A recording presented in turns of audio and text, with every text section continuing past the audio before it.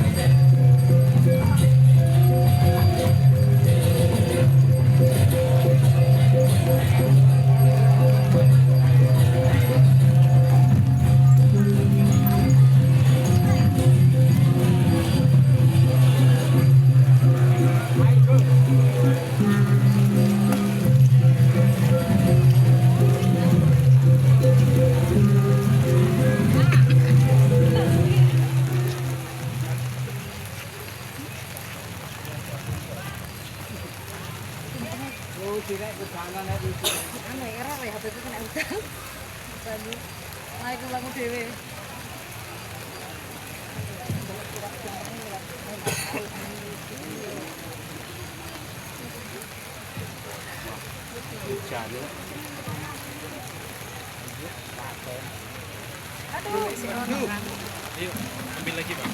Ayo. Ada payung. Nah. Iya, ayo. Ayo.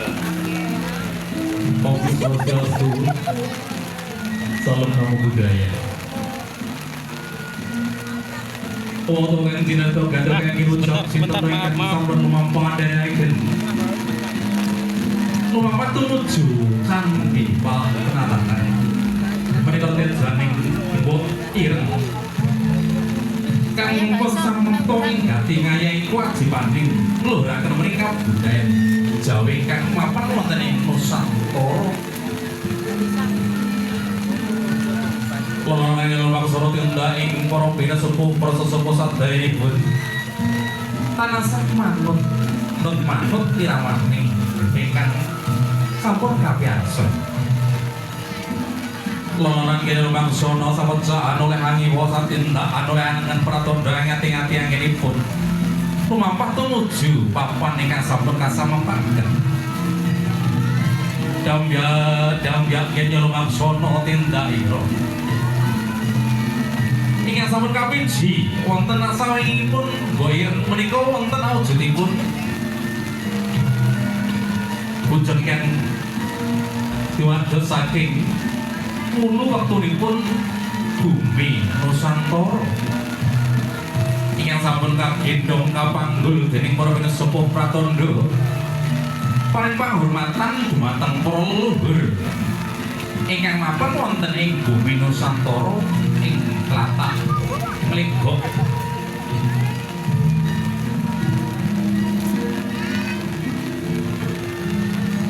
Para kadang minggahipun para sedherek ingkang sampun derek hanyung-kuyung wontenipun kirap tumpeng agung Nusantara gotong royong ing kaliyan siang puri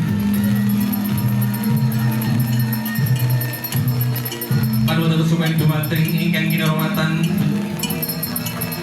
Bapak Bupati Blitar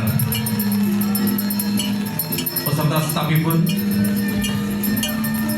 lan kinurmatan dumateng para pinesepuh, para sesepuh, para sesepuh ingkang satu punika pamasabda ing ketertinari pemain kautamen ing wewengkon bumi Blitar, bumi Nusantara.